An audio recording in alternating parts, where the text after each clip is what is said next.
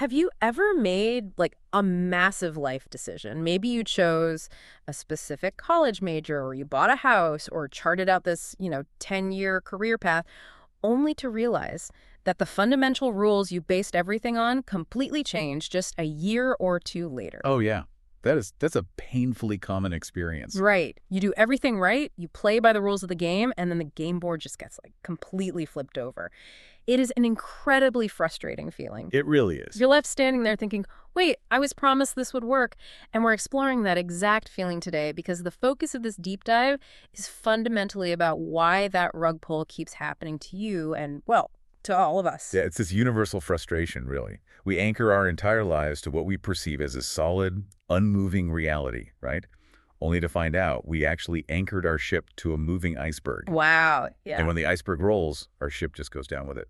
Which perfectly brings us to the source material we are unpacking today. We're looking at a fascinating and honestly quite radical essay. Very radical. Yeah. It was written by Xu Feng in March of 2023, and it's titled Breaking Through the Shackles of Fusheng. And the mission of our deep dive today, the core argument here, is that everything we currently stress over, everything we think of as reality, is actually an illusion. It's a trap. Exactly, it's a trap. And learning to see through that illusion isn't just some abstract spiritual exercise. It might actually be the ultimate practical life hack for achieving true freedom. I mean, it is a sweeping perspective. The author takes on human psychology, the way we build societal structures, and ancient philosophy, and sort of synthesizes them into this singular challenge against how we make our day-to-day decisions. Yeah, and to set the stage, the essay opens with two incredibly heavy quotes from the Diamond Sutra, and I want to share them with you right now because they form the absolute bedrock of this whole philosophy. Go for it. Okay, so the first is, leave all phenomena and you are called Buddhas.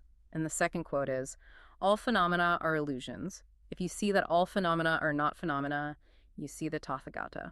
That is a lot to take in. It is. Okay, let's unpack this right away because that is a lot of terminology.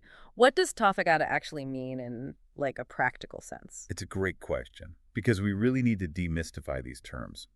So in the context of this argument, seeing the Tathagata essentially means perceiving the ultimate, unvarnished truth of reality. Like seeing through the matrix. Yeah, exactly like that. It's the ability to strip away all of your human biases, all of your cultural conditioning, and to see the universe exactly as it is without any of the stories we attach to it. And the essay uses this specific term throughout to describe those stories, fa shang, Right? which translates roughly to phenomena or form or what we might just call everyday reality. So what is this trap? Like, what are the bars of the prison actually made of? Well, to understand the trap, we have to look at the author's architecture of reality.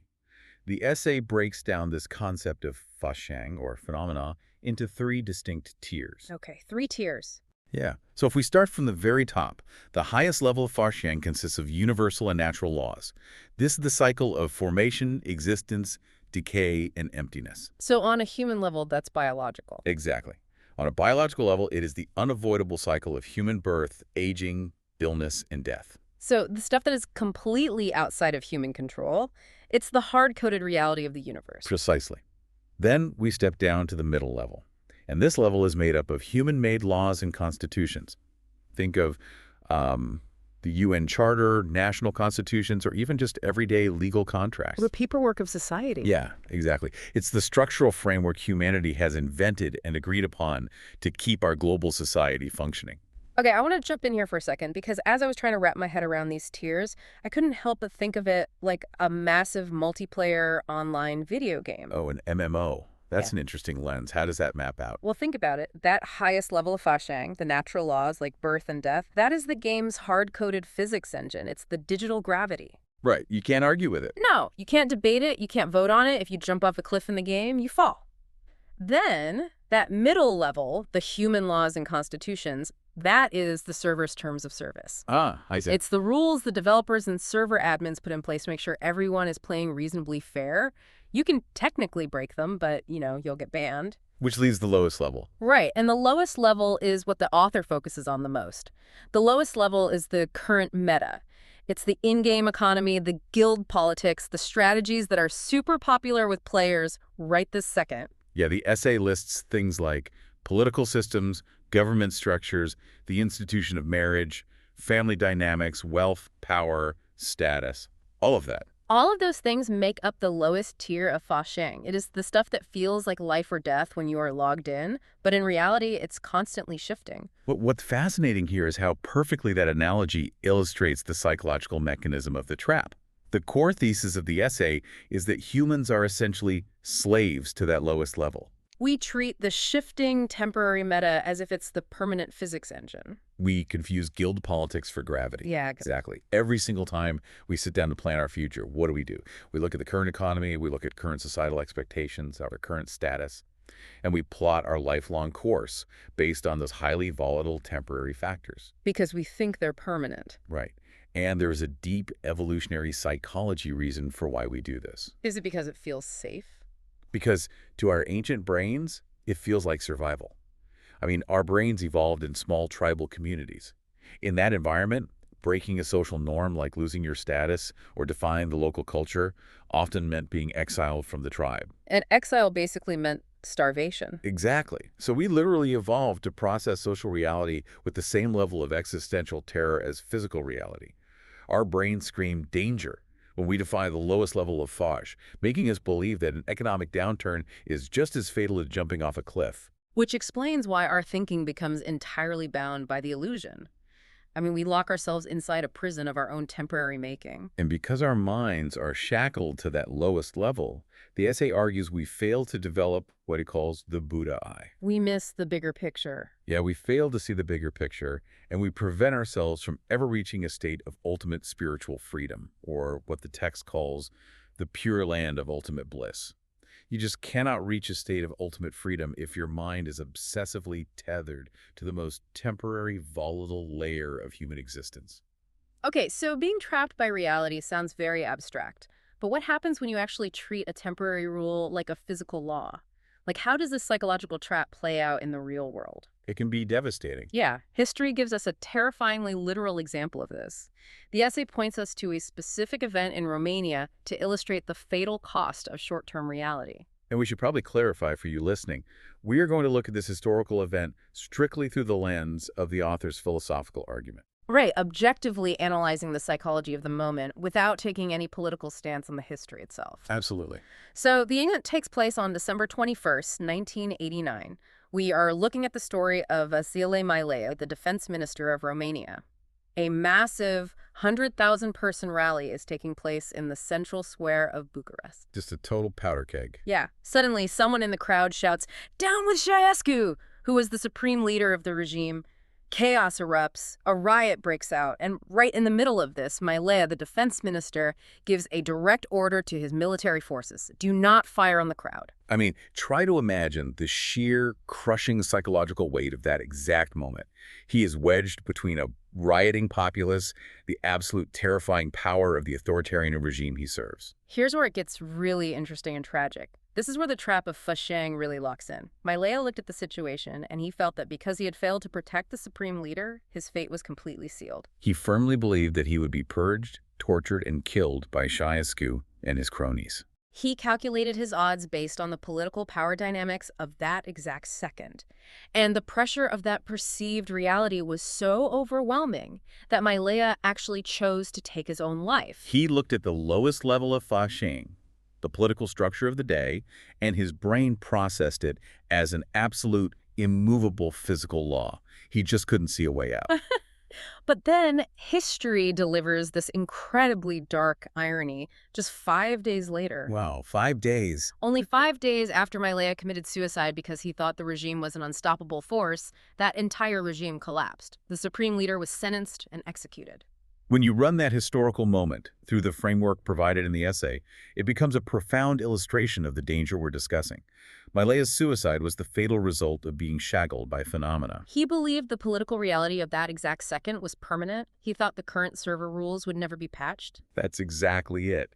The essay points out that if he had just been able to break through that illusion, if he had recognized that this terrifying reality was actually just a shifting temporary phenomenon, he could have endured. If he had just waited out the storm for less than a week, the situation was about to completely reverse. But he couldn't see past the immediate illusion, and he made an irreversible decision based on highly volatile data. It is such a stark example. It really makes you pause and look at your own life, at those moments where you felt totally backed into a corner, completely convinced that the way things were right now was the way they would be forever. It is the ultimate danger of short-term reality.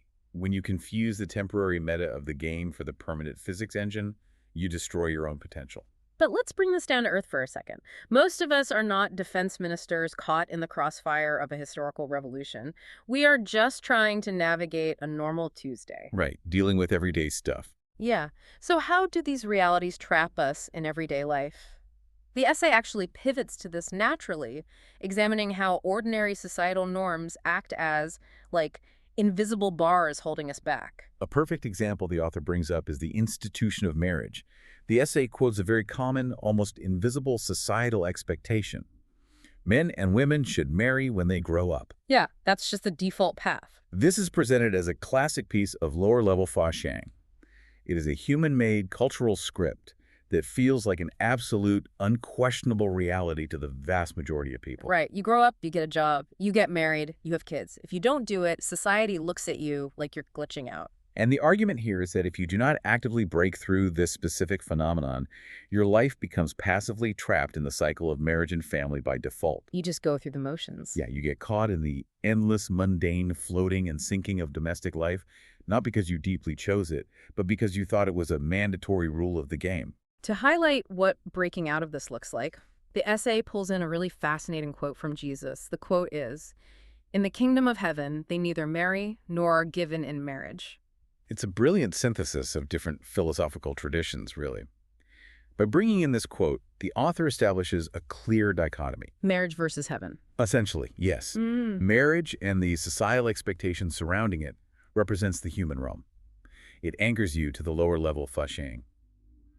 Non-marriage, or at least liberating yourself from the absolute necessity of it, points toward a higher spiritual reality. It points toward the kingdom of heaven. So it's about not conforming blindly. Exactly. Conforming blindly to cultural scripts actively anchors you to the earthly, illusory plane. It really challenges the things we accept as just the way things are, but the essay moves from cultural norms into something much more anxiety-inducing: financial security and government policy. Oh, this is where it hits close to home. Yeah.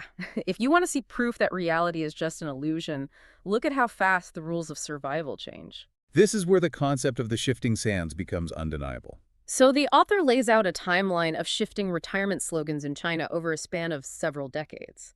And just like with the Romanian history, we are looking at these slogans strictly as objective data points from the text to illustrate how fast reality mutates. Right, completely neutral on the policies themselves. We are just observing the patches to the server rules, to use your analogy. Exactly. So let's look at the patches. The essay starts in 1985.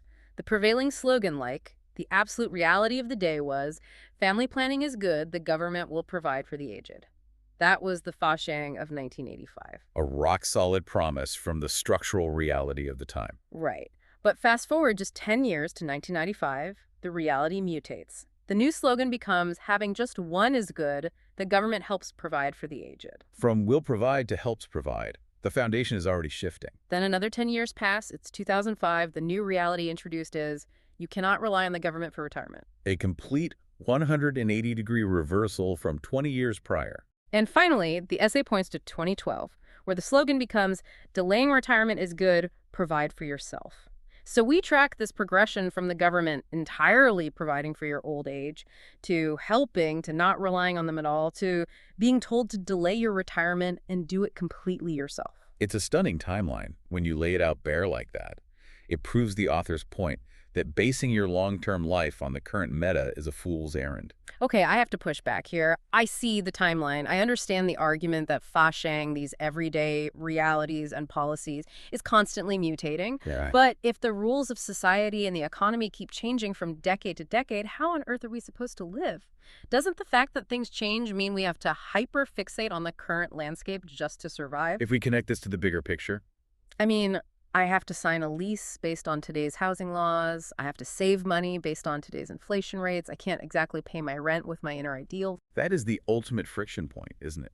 It's the hardest part of this entire philosophy. How do you live in the world without being of the world?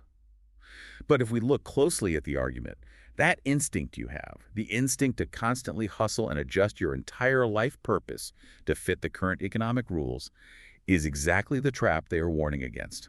But how is adapting a trap? Adapting is literally how you survive. Because there is a difference between navigating a maze and believing the maze is your entire identity. Yes, you have to take left and right turns to avoid hitting the walls, you have to pay your rent, you have to buy groceries, but the author argues that planning your ultimate future and your core purpose based on today's circumstances guarantees you'll end up in a dead end. Because the circumstances change. Because, as those retirement slogans prove, tomorrow the situation will inevitably change. If you build your entire life plan, your entire sense of security, on the promise of 1985, by 2005, your foundation is completely destroyed. All your plans will fall through if they are anchored to phenomena. So what is the alternative? How do you actually put this into practice without just ignoring reality and, I don't know, becoming a monk? The practical application is a massive shift in where you place your anchor. The author insists that you must plan your future based only on your inner desires and your highest ideals. You anchor yourself to something internal and unchanging rather than the external and volatile. Let me see if I can ground this. It's like if you're choosing a career, the Fa Jiang approach is looking at the current meta. Tech is booming right now. AI is the hottest sector. I should become a prompt engineer because the current economy says that is where the status and money are. Right, chasing the trend. But the problem is, in 5 years, the meta changes, that jobs gets automated, and you are left hollow and jobless because you anchored to a temporary illusion. Exactly. Whereas the approach that the essay advocates is looking inward. You ask, what is my fundamental design? Am I meant to build things? Am I meant to teach? Am I meant to heal?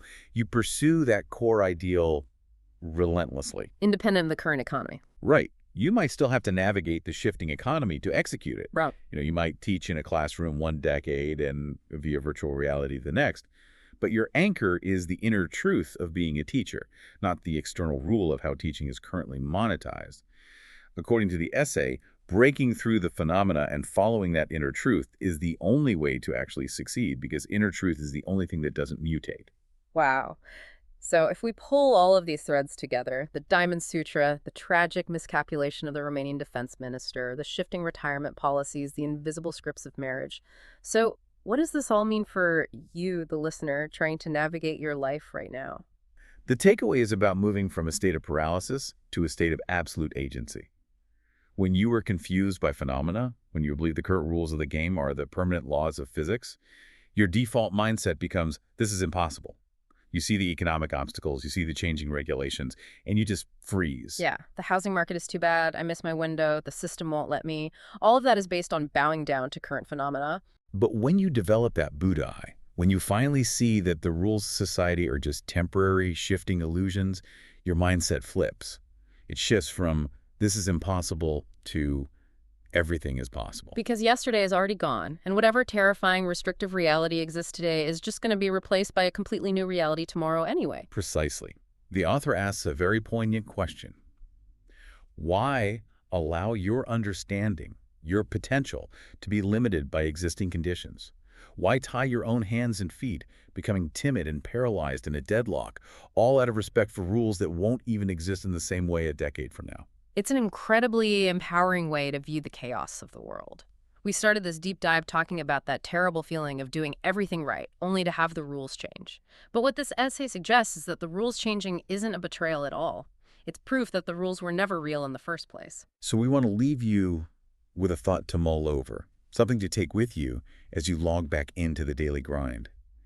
If every societal rule, every economic condition, and every cultural expectation you see around you today is just a temporary shifting illusion, a Fa Jiang waiting for the next server patch, what is one massive goal or dream you gave up on because you thought the current rules made it impossible? And what would you start building tomorrow if you truly realized those walls were never there to begin with?